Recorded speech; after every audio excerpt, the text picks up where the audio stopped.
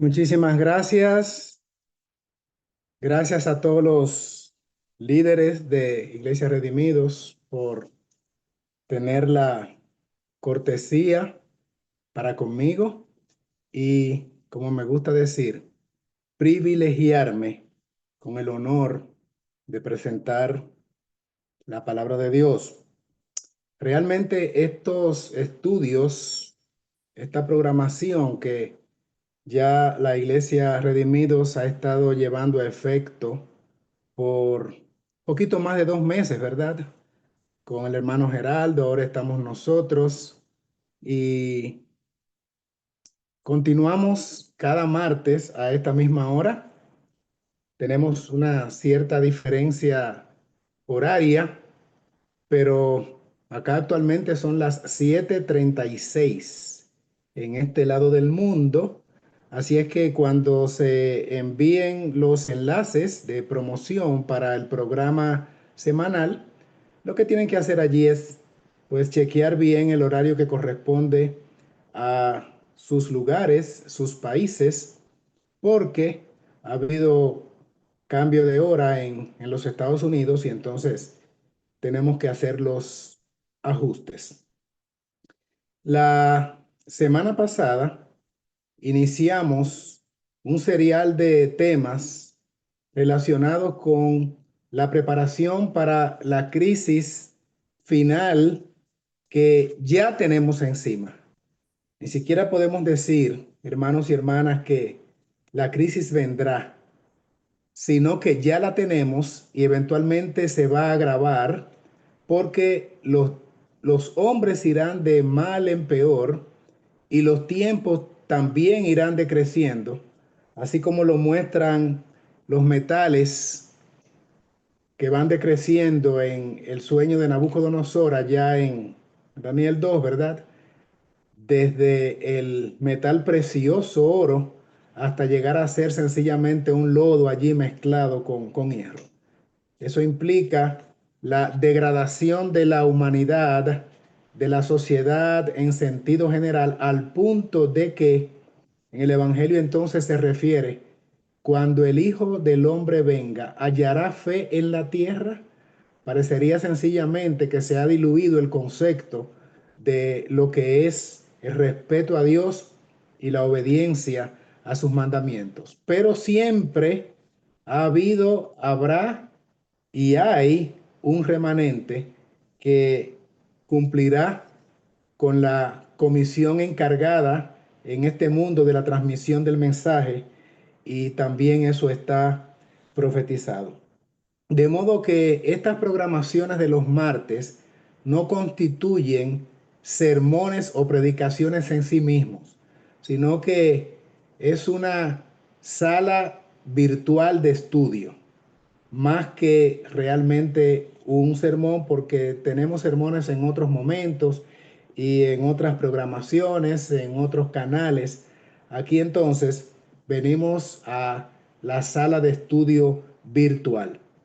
Comenzando la semana pasada con este serial sobre preparación para la crisis final, abordamos de entrada y como tema introductorio la semana pasada lo que tiene que ver con el reavivamiento y reforma de el pueblo de Dios para afrontar la crisis que ya tenemos y que va a agravarse. Así es que no van a ser estudios largos, porque no se trata de un sermón regular propiamente dicho, pero sí creo que vamos a aprender mucho y para ello no se requiere un tiempo demasiado extenso. No lo fue en la primera tanda de estos estudios con el hermano Wyman y tampoco con nosotros. Van a ser estudios muy largos, pero sí concisos, directos al punto, apelativos y relacionados con la preparación que tenemos que hacer. También dijimos la semana pasada, y estoy repitiendo algunos conceptos por si alguno no se unió la semana pasada, también dijimos que el enfoque no va a ser en relación con los acontecimientos que se están dando en el mundo, sino con la preparación que el pueblo de Dios requiere para afrontar esos eventos, porque ya tendremos ocasión en otros escenarios, en otras plataformas y en esta misma plataforma, pero en otros horarios, para hablar de lo que está ocurriendo. Bien, tal vez quisieran algunos que estuviéramos ahora, ¿verdad? Desglosando lo que está ocurriendo con esos 32, 33 días del cierre parcial del gobierno de los Estados Unidos y las implicaciones que a título de lo financiero, pero también de lo social, de lo familiar y hasta de lo que tiene que ver con la salud, tiene entonces que ver esto que está ocurriendo y la cantidad de acontecimientos que se están dando en el mundo con las naciones armándose hasta los dientes y con amenazas bélicas y conflagraciones y una serie de eventos que no es otra cosa, sino que ya, como he reiterado, la crisis la tenemos acá. Es por eso que quiero tomarme un minuto de introducción para recordarles lo que tratamos la semana pasada en este serial de temas, preparación para la crisis, reavivamiento y reforma. Usamos un texto clave de análisis que fue primera a los tesalonicenses, capítulo 5, versículo 23, y que dice así: y el mismo Dios de paz os santifique por completo, y todo vuestro ser, espíritu, alma y cuerpo, sea guardado sin culpa para la venida de nuestro Señor Jesucristo. Y explicamos entonces la necesidad de estar en esta condición espiritual, completamente santificados en todo nuestro ser, espíritu, alma y cuerpo, porque la venida de Cristo se acerca y debemos estar sin mancha, como el mismo texto lo refiere. Y entonces leímos también una cita que aparece en el libro que se llama Mensajes Selectos, en el tomo 1 del 1902, autoría de Ellen White, sierva de Dios, y allí explica o da la definición de lo que es reavivamiento y reforma, que es precisamente la urgencia que tiene el pueblo de Dios para entonces avanzar en fe y estar en condiciones de completamente ser hallados sin culpa, sin mancha, total y completamente santificados para la venida de nuestro Señor Jesucristo. Y aquí está la cita que repetimos, y con esto cerramos entonces el resumen brevísimo de lo que fue el tema o el estudio de la semana pasada. Dice la cita en cuestión: deben realizarse un reavivamiento y una reforma bajo la administración del Espíritu Santo. Reavivamiento y reforma son dos cosas diferentes.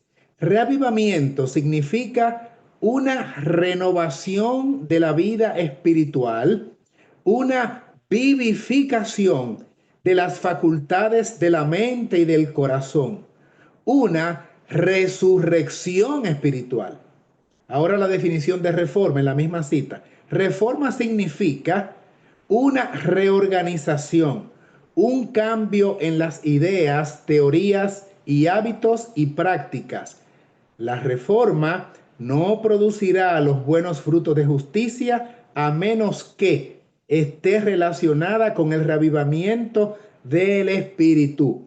El reavivamiento y la reforma han de efectuar su obra asignada y deben entremezclarse al hacer esta obra. Y la única manera de adquirir esa condición espiritual de la que habla el texto que ya citamos de 1 Tesalonicenses 5:23 es cuando, bajo la ministración del Espíritu Santo, el pueblo de Dios se aboque a conseguir el reavivamiento, que es la resurrección espiritual, el darme cuenta de mi condición, de mi necesidad y consecuentemente que esto lleve a la reforma, que es el cambio de conducta, los hábitos, la costumbre, las prácticas, la acción. O sea, ya que me he revivido espiritualmente, ahora tengo que hacer cambios y vivir en novedad de vida. Básicamente, alrededor de esa idea entonces se desarrolló el resto del estudio la semana pasada. Ahora, lo que vamos a hacer es estudiar el tema correspondiente a la fecha que tiene por título La vida en la carne versus o contrario a la vida en el espíritu. Si la hermanita Marta está por allí, nos puede ayudar ya con lo que son las gráficas, las diapositivas preparadas para ello. Y nos vamos a basar principalmente en los capítulos 7 y 8 del libro de La vida en la carne versus la vida en el espíritu. Bien, vamos entonces a la siguiente diapositiva. No sé si ya cambió, por eso es que no sé cuándo cambia, cuándo no cambia. Y es entonces el poquito de tranque que hay allí. Miren, lo que vamos a hacer es hacer un contraste entre una porción, un fragmento, porque no vamos a leer el capítulo completo de Romanos capítulo 7, contrastado con Romanos capítulo 8.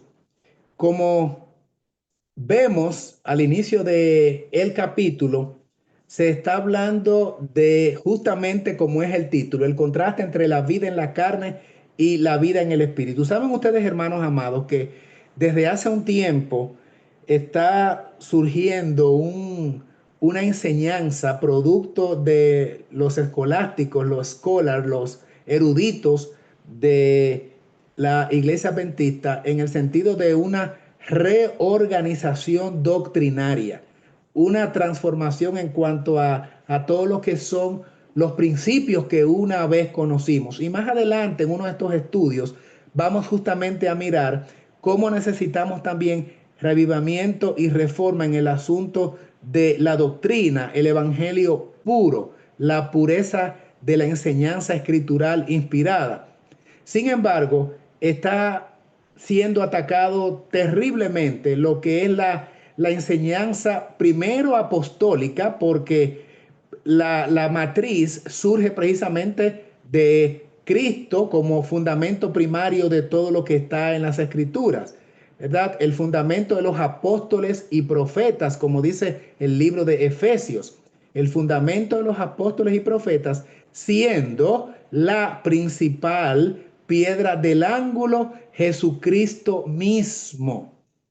Entonces, ese es el fundamento, lo que creyeron los apóstoles, que es exactamente, atención, atención, atención, lo que creyeron los apóstoles en cuanto a la enseñanza de Cristo, es también lo que creyeron los pioneros del movimiento adventista del siglo XIX. Exactamente lo mismo. Y cuando ellos establecieron lo que se llama el compendio de las verdades que practicaban los adventistas, no como un manual o un catecismo o una guía o un credo para establecer posiciones de una forma impositiva, valga el término redundante, lo hicieron simplemente para que se supiese qué creían los miembros del movimiento adventista e hicieron los 25 principios fundamentales allá en 1872. Bueno, pues hoy eso se tiene como algo obsoleto, como que era error de los pioneros, y los eruditos de la iglesia adventista actualmente, de la institución, especialmente allá en lo que es la meca de la teología en Michigan, Andrews University, pues ellos han procurado hacer un serial de cambios increíbles en las posiciones originales que nosotros creíamos. Es por ello que les recomiendo siempre a los hermanos que debemos conocer nuestro génesis, los orígenes, las raíces, porque si no conocemos nuestras raíces, no vamos a entender cuál es nuestro mensaje. Y si no entendemos nuestras raíces, si no conocemos nuestras raíces y nuestro mensaje, tampoco sabremos cuál es nuestra misión, porque nuestra misión es dar el mensaje en base a los principios que son nuestras raíces. Por ende, si no conocemos nuestras raíces, nuestro mensaje, nuestra nuestras enseñanzas primarias, nuestro mensaje, tampoco vamos a entender nuestra misión y tampoco vamos a saber cuál es nuestro destino. Así que hay cuatro cosas que como creyentes adventistas debiéramos atesorar y son estos: nuestras raíces, conocerlas, nuestro mensaje, nuestra misión y nuestro destino. Diluido estas cosas, entonces nos quedamos acéfalos, o sea, sin cabeza, y perdemos lo que se llama nuestra identidad. ¿Quiénes somos? ¿Por qué existimos?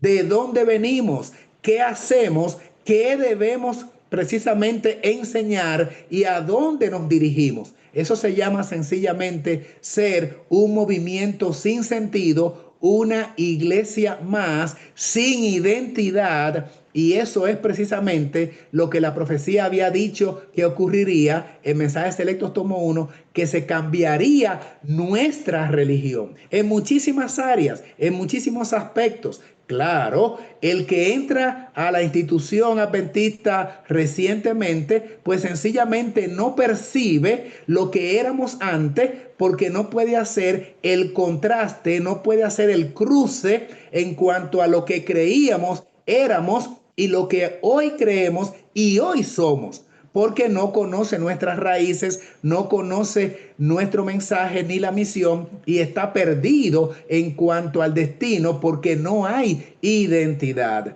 Pero el creyente que está hurgando, que va óntico, que va en lo profundo a saber de dónde vinimos, encontrará que nuestras raíces están ancladas en el fundamento de los apóstoles y profetas, siendo la principal piedra del ángulo Jesucristo mismo, y que los pioneros, de acuerdo a Isaías 58:12, se convirtieron en reparadores de portillos y en restaurador de calzadas, o sea, en los reconstructores del edificio espiritual que conlleva el manojo de creencias bíblicas puras, la doctrina sin adulteración, que a través de la Edad Media se fue diluyendo producto de la toma al poder del sistema clerical papal. Las doctrinas se fueron corroyendo, se fueron prostituyendo y el Señor, nuestro Padre Celestial, debió recolectar un grupo de hombres y mujeres,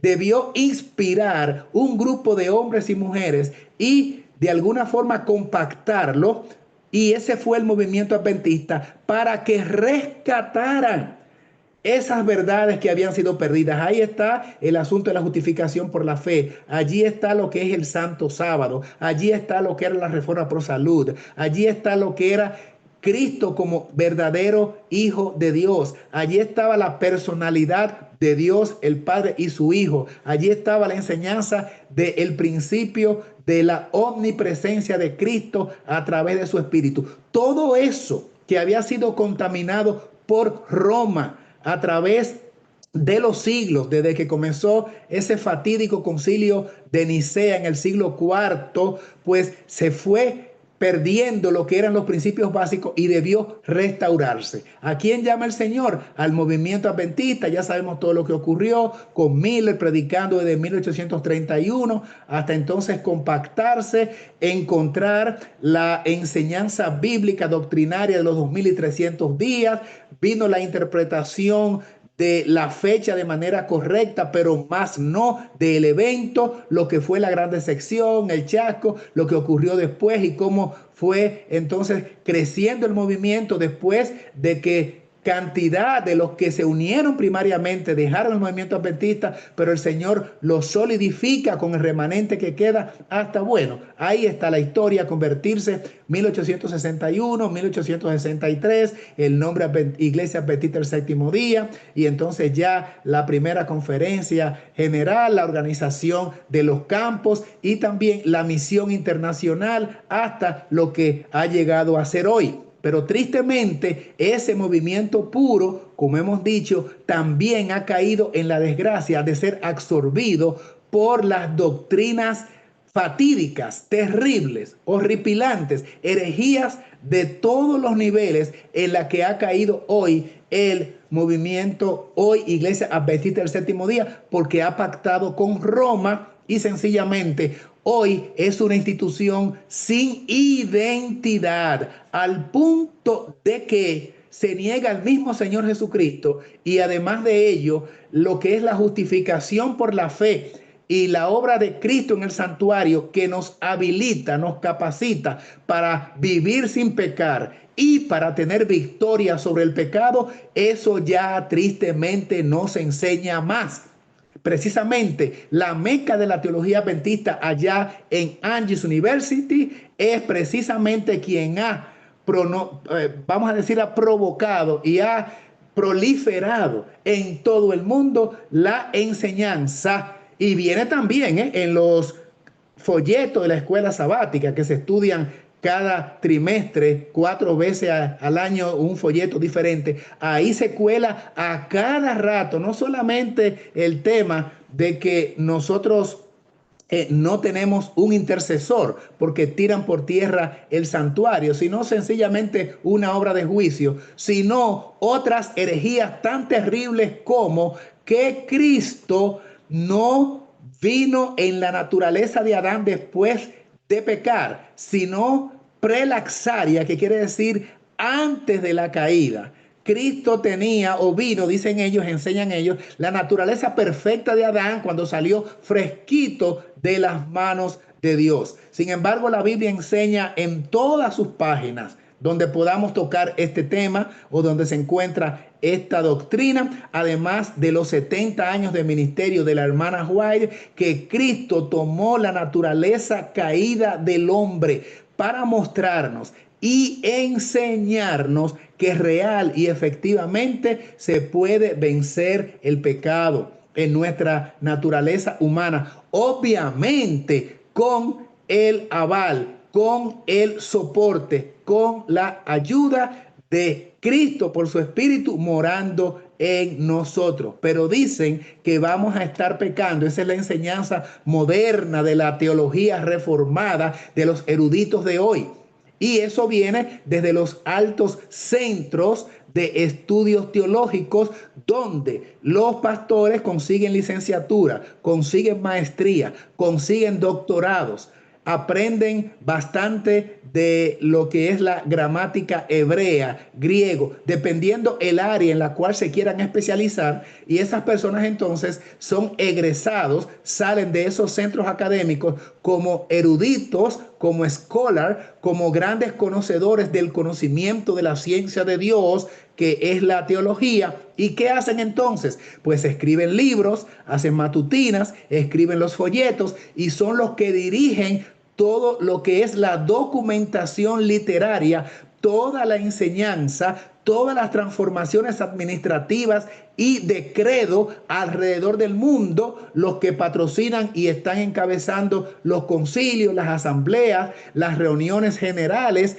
de dominio mundial, con una influencia por divisiones. En cada división hay un presidente que es el vicepresidente de la conferencia general. O sea, todos los presidentes de divisiones tienen automáticamente el nombramiento, el cargo de vicepresidente de la conferencia general. ¿Qué hace entonces esta pirámide administrativa que va de arriba a abajo? Que desde los eruditos de la conferencia general, egresados de estos centros académicos, pues vierten sus enseñanzas a las divisiones. Las divisiones que son 13, pues la pasan también a las uniones. Esta a su vez a las asociaciones llamadas también conferencias. Las conferencias a los distritos donde funge un ministro, un pastor que dirige la iglesia y es el representante de la oficina ante la membresía. Debiera ser lo contrario, que el pastor es el representante de la congregación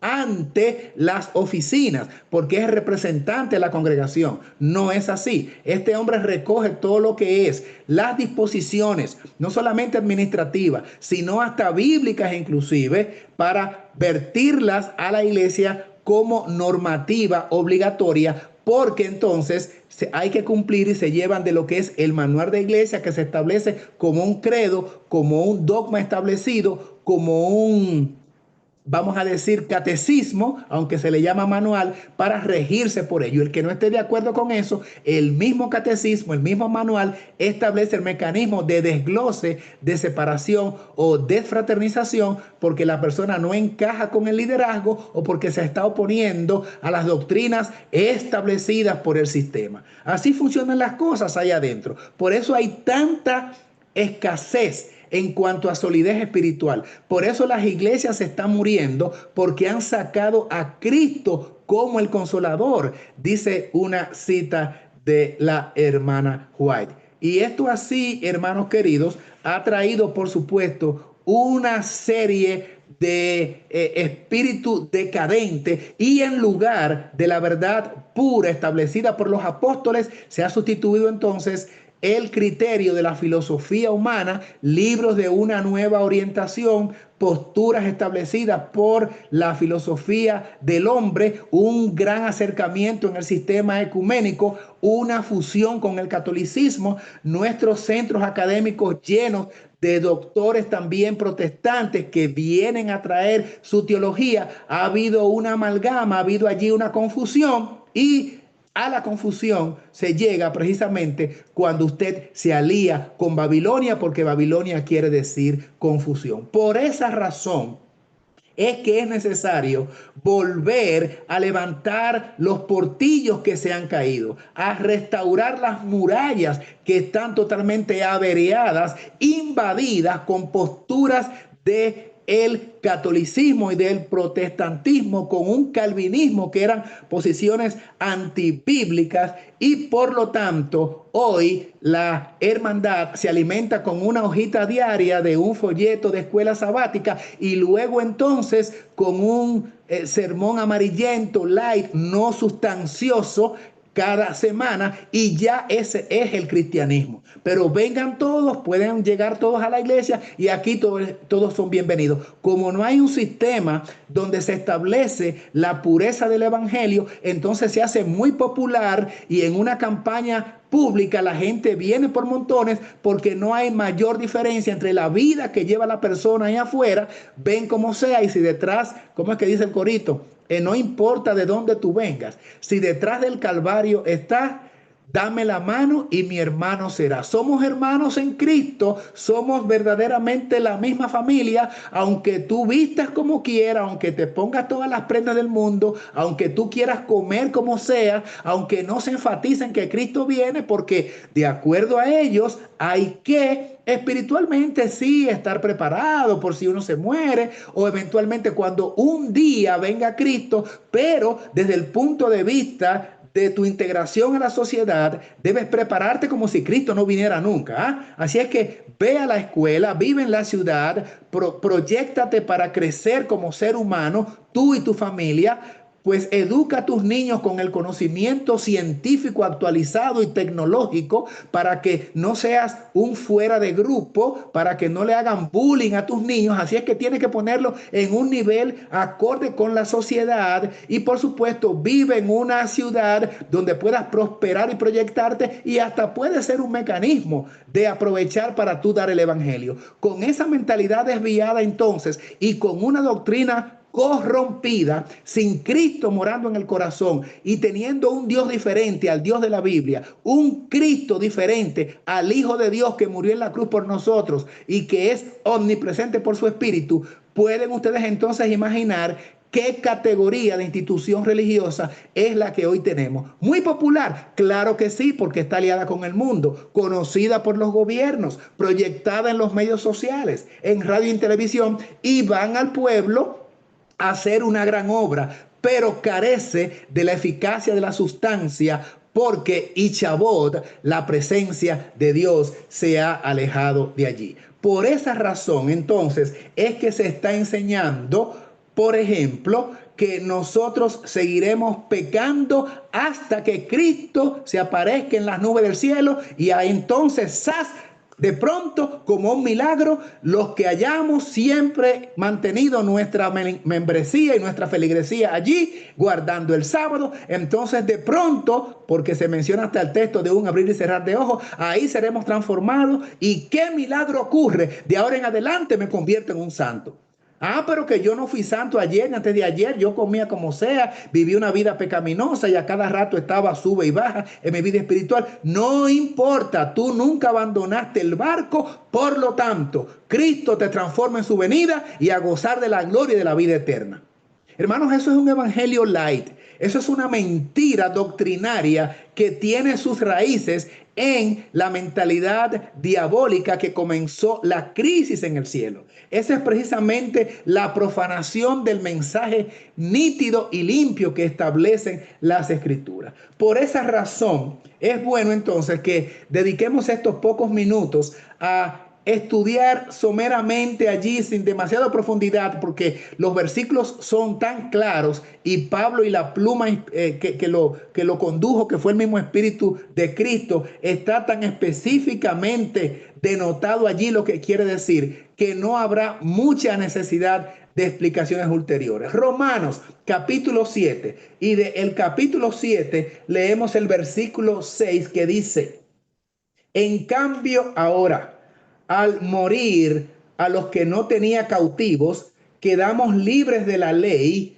para servir a Dios en la novedad del espíritu y no en la vejez de la letra. Allí Pablo está haciendo diferencia entre lo que es la ley que nos impulsa a nosotros a cometer lo mal hecho, que va a llamarle más adelante la ley del pecado, más contrario o versus la novedad del espíritu. Esto lo explica en los siguientes versículos, porque él está diciendo que la ley le exige obediencia. Entonces dice el versículo 7, ¿qué diremos pues? ¿Es la ley pecado? Porque me señala la letra lo malo que yo estoy haciendo, ¿verdad? Entonces él mismo responde: de ninguna manera, al contrario, yo no hubiera conocido el pecado sino por medio de la ley, porque tampoco hubiera conocido la concupiscencia si la ley no dijera: no codiciarás. Así que contrario a lo que enseña también el mundo religioso general, colectivo, el evangelismo, los evangélicos, los protestantes, dicen ellos que la ley está abolida. Aquí Pablo usa el argumento de que el hecho de que la ley me señale mi condición y mi pecado no quiere decir que esté abolida. En otra parte de las escrituras presenta la ley como un espejo que me señala mi condición, más la ley no tiene capacidad para corregirme mi condición. De igual manera que un espejo le muestra la mancha que usted tenga en la cara o cualquier deformidad que exista, más no sale una mano del espejo, ¿verdad?, para arreglarle la mancha o para corregirle la corbata o el peinado. Sencillamente le muestra, le muestra que usted necesita hacer algo en consecuencia para corregir esta condición. Lo propio hace la ley. Me muestra mi condición caída y mi necesidad de que yo corrija ese defecto que tengo en el sentido espiritual, ese pecado que tengo. Y ya sabemos a quién nos va a conducir. Nos lo va a decir el resto del capítulo. Versículo 8, pero el pecado, tomando ocasión por el mandamiento, produjo en mí todo deseo codicioso, porque sin la ley el pecado está muerto. De modo que si decimos que no hay ley, tendríamos también que decir que no hay infracción, que no hay pecado, porque no se me puede obligar a hacer algo que la ley no condena. Si no hay un letrero que diga no entre, o que me diga no, en esta vía, una sola vía. Si no existe ese letrero en la ley de tránsito, entonces no es una violación cuando yo entro en la calle porque no dice que es una vía, no dice no entre, de manera que la ley existe para establecer lo que debe ser hecho, pero si no hay una ley, tampoco hay infracción, tampoco hay pecado. Miremos entonces la siguiente gráfica allí, donde aparece el versículo número 14, porque sabemos que la ley es espiritual, pero yo soy de carne, vendido al poder del pecado. Contrario a lo que algunos dicen, que la ley está abolida, que la ley pues sencillamente no está vigente. Lo que miro aquí es que Pablo está elogiando la ley de Dios. Primero dice que la ley es que nos ayuda a saber nuestra condición. Dice también que la ley ayuda para nosotros entender cuál es nuestra necesidad. Y ahora entonces está estableciendo que la ley es espiritual. Pero ¿cuál entonces es la gran lucha del cristiano? Y tal vez algunos han tomado esta dificultad de vivir en santidad porque precisamente es el argumento para establecer que no se puede obedecer la ley y que seguiremos pecando hasta el final. Romanos capítulo 7, versículo 15. Vamos a leer ese versículo 15, donde comienza entonces este drama, este conflicto. Realmente no entiendo, Pablo hablando, lo que me pasa, porque no hago lo que quiero, sino lo que aborrezco. Y al hacer lo que no quiero, apruebo que la ley es buena. Pablo continúa con sus elogios a la ley con todo y que hay una condición pecaminosa inherente en el ser humano. Versículo 17. De manera que ya no soy yo quien obra cuando peca, sino el pecado que habita en mí. Él está diciendo que la ley es más poderosa que su intención, que su voluntad. Esto es como cuando un adicto dice, yo quiero dejar esto, yo sé que me está matando, yo sé que esto me está haciendo un gran daño, pero es que no puedo. Bueno, esa sería la misma condición que aquí el apóstol está estableciendo, donde dice, lo bueno que yo quiero hacer, no hago, sino el mal que no quiero hacer, eso es lo que hago. Lo que yo aborrezco es precisamente lo que entonces yo estoy haciendo. Esto implica que hay un poder superior a la voluntad y a la decisión del ser humano que lo lleva, lo arrastra, lo domina, lo somete, como si el creyente fuese un esclavo y entonces el pecado es el amo que lo derrota, que lo derriba, que lo tira al suelo y el pecado lo somete y está arriba de esa persona como un contrincante en ese deporte violento de lucha libre, ¿verdad? Que el que gana está arriba y entonces el otro está impotente debajo. Es precisamente el gran dilema que aquí presenta el apóstol. Entonces en el versículo 18 dice, sé que en mí, esto es en mi carne, no habita el bien, porque tengo el querer, el deseo, pero no alcanzo a efectuar lo bueno. En este estado, el creyente lo único que tiene es una leve ganas de hacer el bien, mas no pasa del simple deseo, de el querer, porque a la hora de la práctica lo que hace es que sencillamente es aplastado y el pecado está encima dominándolo como amo y él es el esclavo de esa condición. Hermanos queridos, ustedes han visto este drama en muchas personas. Y yo me he contactado con seres humanos que me dicen, es que yo no puedo dejar este vicio, es que no puedo dejar esta práctica. Sencillamente cuando quiero dejar ese cigarrillo o ese alcohol o esas prácticas inmundas o ese estilo de comportarme o esa alimentación, cedo, tan pronto se presenta la primera tentación, ahí inmediatamente caigo derrotado. Eso es una verdadera triste condición porque no hay dudas de que se trata de una persona que está esclavizada. Por eso se llama a las personas que están en vicios adicción. Adicción quiere decir una fuerza superior que te domina y está por encima de tu voluntad y del deseo de que las cosas fueran diferentes. Tienes un anhelo de que fueran diferentes, pero no hay manera de que tengas fuerza porque hay una ley que obra en ti. Y dice el versículo 19, y lo reitera lo que antes había dicho, porque esto es una gran guerra, es una pelea, una tamaña guerra que está lidiando aquí la persona, porque no hago el bien que quiero, sino el mal que no quiero. Y si hago lo que no quiero, ya no lo hago yo. Ya la persona ha perdido su capacidad de individualidad. Y él dice en el versículo 20, sino el pecado que mora en mí es que está haciendo eso.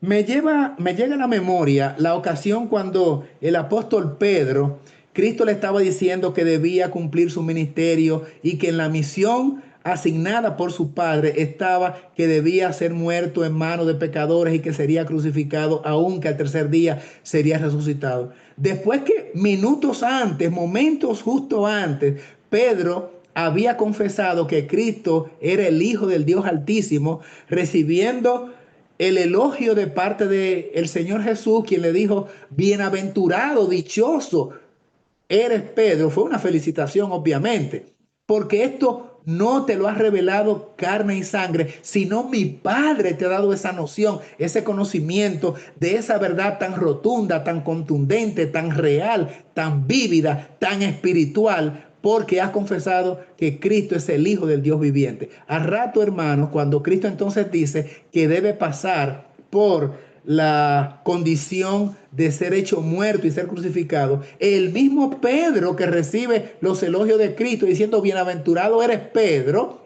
entonces ahora le dice, maestro, en ninguna manera eso te acontezca. ¿Saben qué le estaba diciendo, hermanos? Hermanas, le estaba diciendo, no cumplas la misión asignada a ti, no mueras en favor del hombre, no, que en ninguna forma eso te acontezca, debes evitarlo. Ninguna circunstancia debe llevarte a la muerte.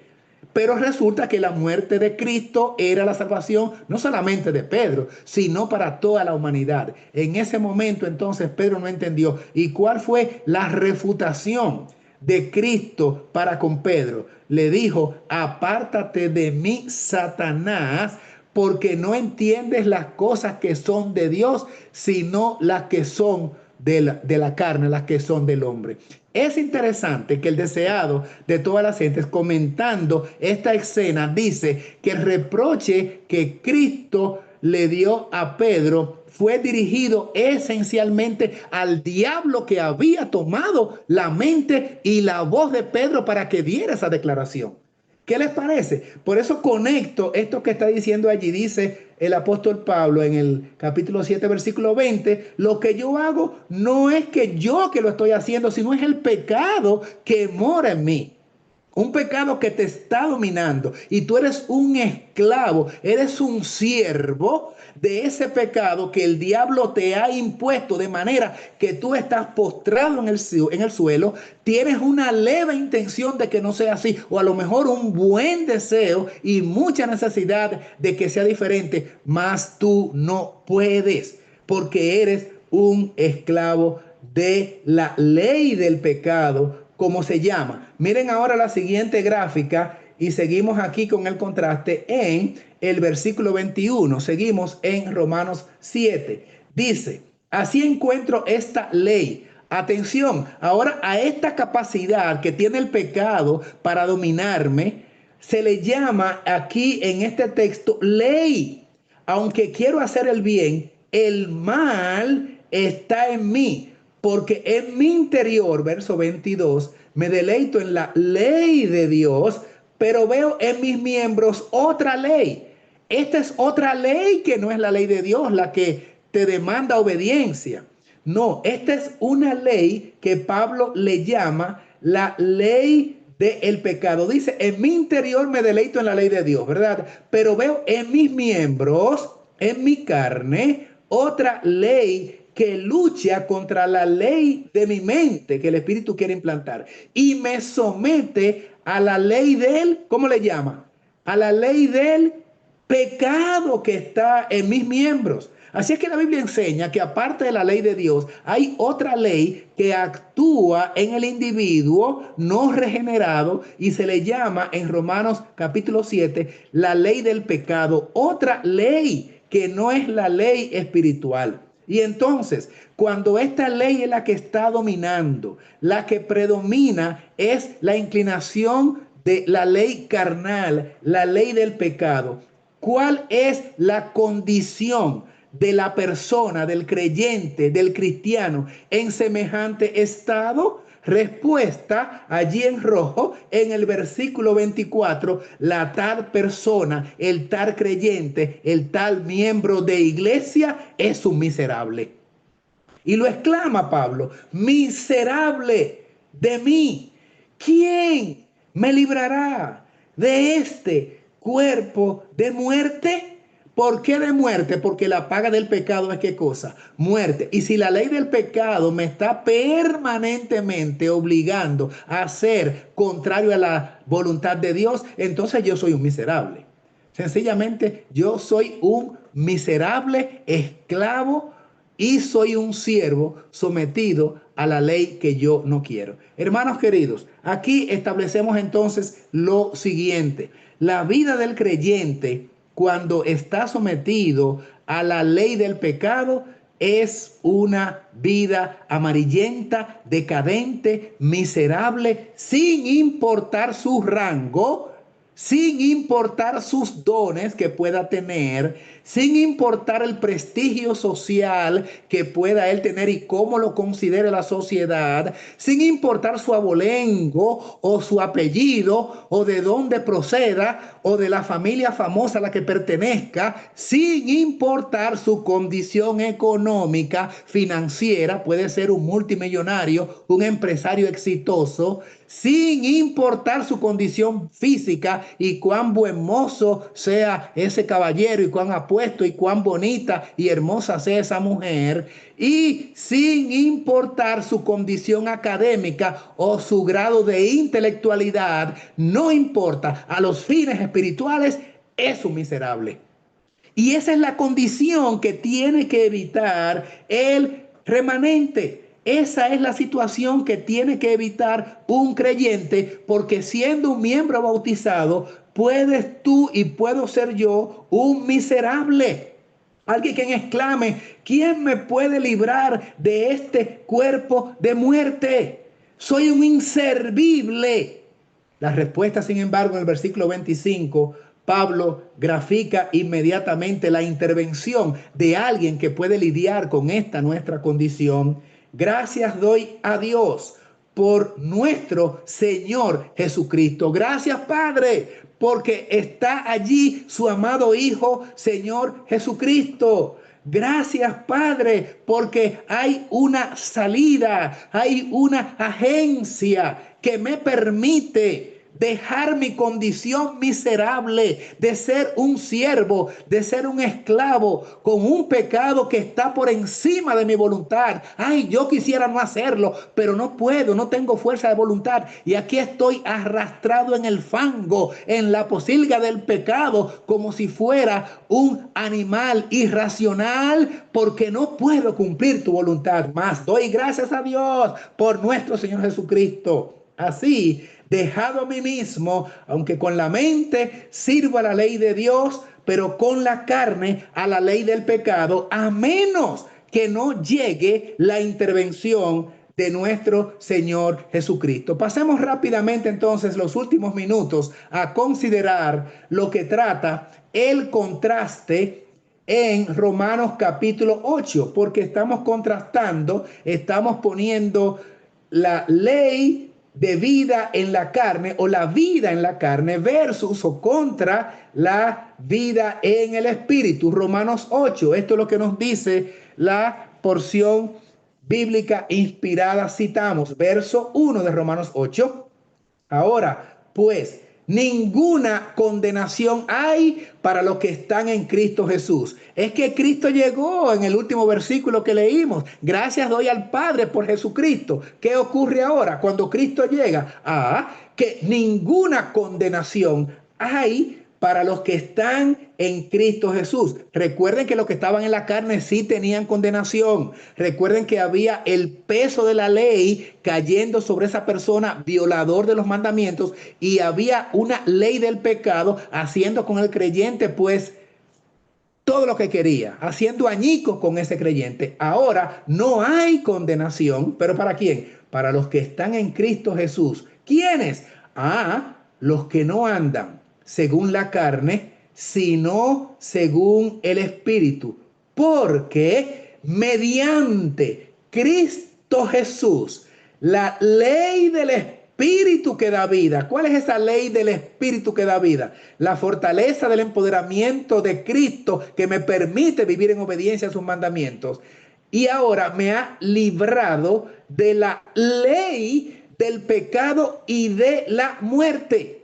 Amigos queridos, aquí está el gran contraste, el gran choque de ideas, el gran cataclismo que se produce entre una ley que se llama pecado, que te somete, y una ley que te libera. Por eso a la ley de Dios se le llama la ley de la libertad, porque es la ley que te exonera por medio de Cristo, te condena al mismo tiempo por si eres un violador. Pero a través de Cristo, entonces, al vivir de acuerdo a esa ley, ya tú estás entonces en la gracia. Versículo número 3 del capítulo 8, 8:3. Porque lo que era imposible a la ley, por cuanto era débil por la carne, Dios, al enviar a su propio Hijo en semejanza de carne de pecado, atención, que Cristo vino en carne de pecado, no con la condición de Adán antes de su pecado, y esto es lo que contradice precisamente la nueva teología enseñada en los grandes centros académicos, que Cristo pues vino en carne de Adán sin pecar. Por lo tanto, si ese fuera el caso, no podría ser mi ejemplo ni mi rescate. Pero dice el texto que Dios envió a su propio Hijo en semejanza de carne de pecado. Y como sacrificio por el pecado, condenó al pecado en la carne, porque viniendo en la carne y en carne de pecado, no pecó, y entonces su sacrificio expiatorio es válido para mí, porque fue un ser santo sin pecado que tomó mi lugar y puede ser mi fiador, puede ser mi garante, y por eso puede condenar al pecado en la carne, porque él, tentado en todo, sin embargo, fue sin pecado.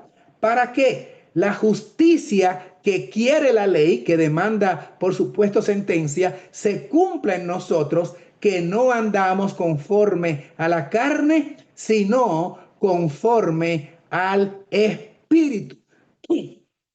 ¿Y conforme a qué espíritu es que andamos, hermanos queridos? Conecte con el versículo 8 que dice que ninguna condenación hay para los que están en Cristo Jesús, los que no andan conforme a la carne, sino según el espíritu. ¿Cuál espíritu? Cristo en espíritu viniendo a mí. Cristo dentro de mi ser viniendo a mi carne.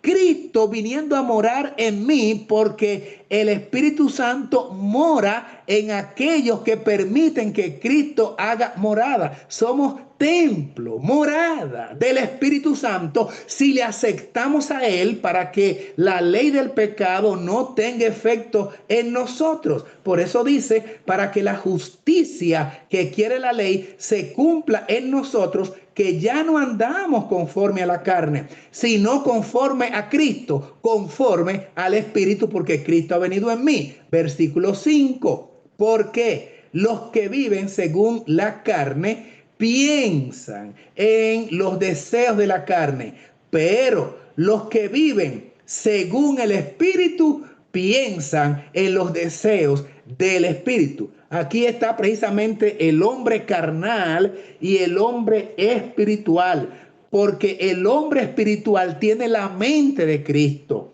y no solamente sus acciones son totalmente santificadas y puras y correctas. No solamente sus palabras, sino que su mente, la intención de sus pensamientos es totalmente, completamente de acuerdo y acorde con la voluntad divina. Sigamos leyendo los versículos 6 hasta el 8. Porque la inclinación de la carne es muerte, claro, produce muerte, pero la inclinación del espíritu es vida y paz, porque la inclinación de la carne es contraria a Dios y no se sujeta a la ley de Dios, ni tampoco puede. ¿Por qué no puede? Porque está sujeto a la ley del pecado, a la ley de la carne, y mientras estemos bajo el dominio de la ley de la carne, Cristo no está en mí y yo no tengo fuerzas para vencer el pecado. Ningún ser humano, ningún mortal, por su propia capacidad, puede vencer al pecado.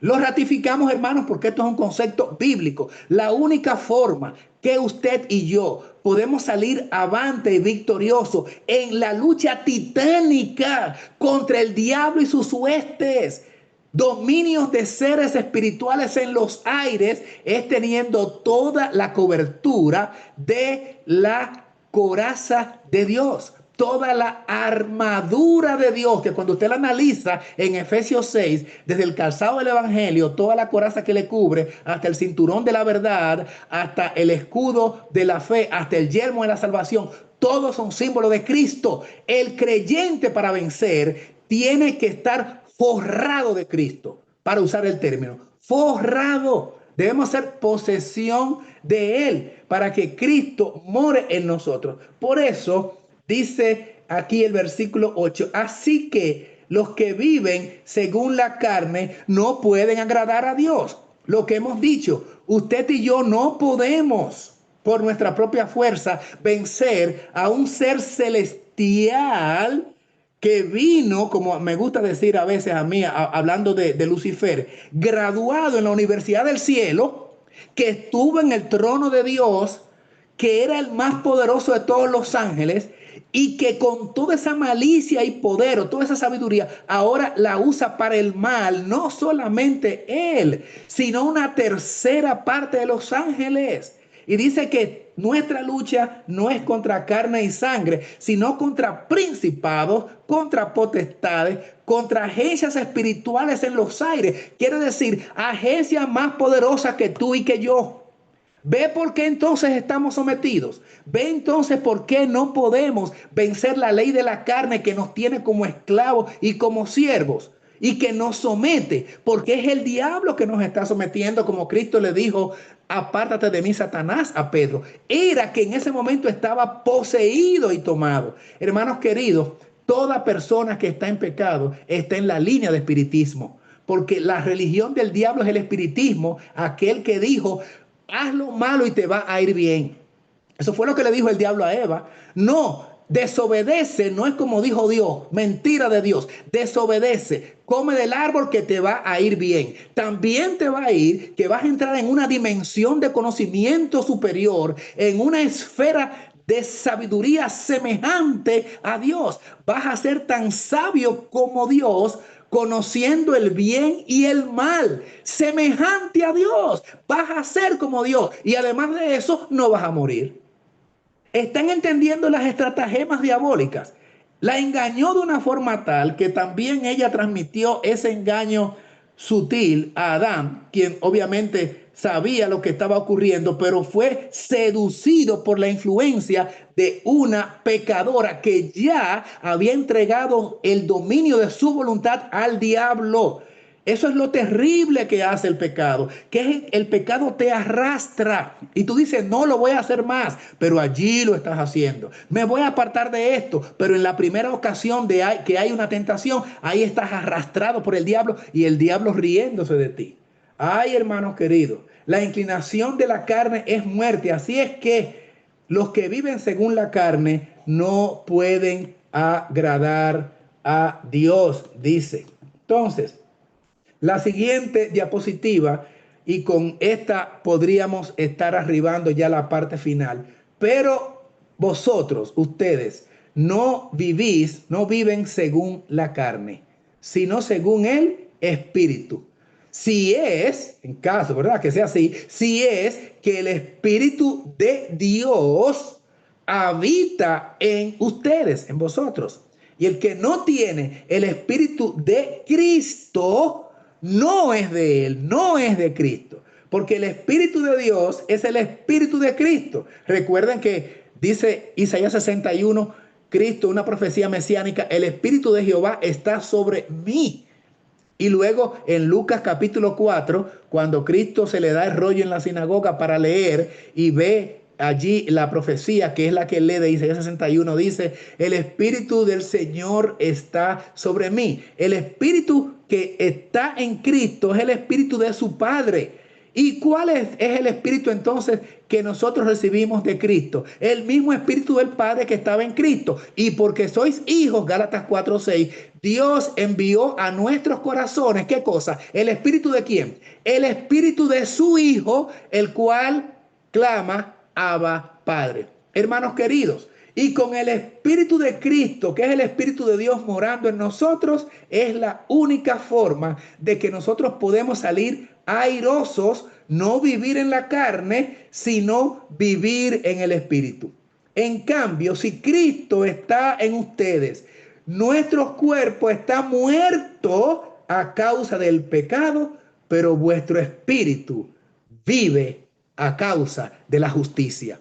¿Por qué? Porque Cristo, justicia nuestra, viviendo en mí, Cristo, esperanza de gloria, viviendo en mí, y ya el texto dice que es por su espíritu, me hace vencedor y no hay diablo que pueda contra Cristo y contra el Espíritu de Cristo, que Él es en su capacidad espiritual, porque toda autoridad reside en Cristo, porque Él es igual a su Padre, porque es la imagen misma de su presencia, porque es el resplandor mismo de su gloria, porque Dios es espíritu y los que le adoran deben adorarle en espíritu y en verdad. Y el Señor es el espíritu porque su papá es espíritu. Por lo tanto, cuando ese poder divino viene a nosotros, ya no podemos seguir viviendo en la carne. Quítate de ahí, diablo. Reprendamos al diablo para que no tenga parte ni morada cerca de nosotros, porque ahora tu cuerpo es morada y templo del Espíritu de Dios, el Espíritu de Cristo que habita en ti, y por ende ya nosotros estamos muertos al pecado, no tenemos nada que ver con el pecado, porque ahora estamos vivos a causa de la justicia. Y si el Espíritu de Dios que levantó de los muertos a Jesús habita en nosotros, dice el versículo 11, el que levantó a Cristo Jesús, el Padre, de entre los muertos, vivificará también vuestro cuerpo mortal por medio de su Espíritu que habita en vosotros. Cristo en ti, Cristo en mí, esperanza de gloria. Resultado de esa habitación de Cristo en mí, victoria. Resultado de Cristo por su Espíritu viviendo en mí, vivir en santidad. Resultado de Cristo viviendo en mí a través de su Espíritu, puedo guardar los mandamientos de Dios, no por fuerza humana, sino porque hay un poder superior que me hace ser obediente. Entonces, hermanos, sí, con la gracia divina podemos vencer el pecado, y eso deberá hacerse antes de que Cristo diga hecho es, Apocalipsis 22:11, en el lugar santísimo, y termine la gracia. Ahora en nuestra carne, ahora en nuestro tiempo, en el poco tiempo de oportunidad que queda para que la gracia o la oportunidad se cierre, nosotros con el poder y la capacidad del Espíritu de Dios que habita en nosotros, el Espíritu de Cristo que está en mí y en ti, sí podremos vivir sin pecar, y eso lo van a demostrar los 144,000 para que el acerto del enemigo de que la ley de Dios no puede obedecerse quede al ridículo y se demuestre, no solamente en el planeta Tierra, sino en el universo entero, que por la gracia habilitadora de Cristo morando en mí por su Espíritu, es posible tener una vida victoriosa, que es la vida que quiere el Señor, que quiere el Padre y su amado Hijo Jesucristo, que tú y yo tengamos acá. Y entonces seremos participantes de la naturaleza divina y por ende también entonces con él coherederos del reino eterno preparado para aquellos que habrán vencido al pecado, a la carne y al diablo. Dios bendiga a su pueblo ahora y siempre y nos permita tener la capacidad a través del Espíritu de Cristo para vivir sin pecar para gloria de Dios Padre. Maranata, Cristo ya viene. Amén. Amén. Amén. Amén. Creo que tal vez podemos hacer una Sí, pastor. pequeña oración, ¿verdad? Sí, Para termine concluir, nomás con una oración y ya estaríamos concluir. finalizando. Muy bien. Hablamos con nuestro Dios y Padre Celestial y así le decimos, Padre bendito, gloria a su nombre. Hemos tenido la libertad, aún tenemos la libertad de usar los medios electrónicos, contactarnos, hermanos, comunicarnos a través de esta vía, diferentes partes del mundo, diferentes lugares. Gracias, porque aún hay esa libertad de expresión que de acuerdo a las profecías pronto se va a quitar. Pero cuando sea quitada, Padre Santo, donde quiera que estemos, que podamos reflejar la imagen de Cristo y que lo que usted ahora nos ha estado enseñando pueda permanecer en nuestras vidas para que aún solo podamos testificar que Cristo por su Espíritu mora en nuestras vidas. Denos la capacidad, porque en nosotros no existe la fuerza para vivir sin pecado. Que podamos tener victoria sobre todo acto malo y que nunca, nunca, Padre Celestial, usted borre nuestros nombres del libro de la vida, pero sí humildemente pedimos que nuestros pecados sí sean borrados. Cada persona que ha estado presente en esta reunión, ahora le pido, Padre Santo, que usted le pueda dar su bendición.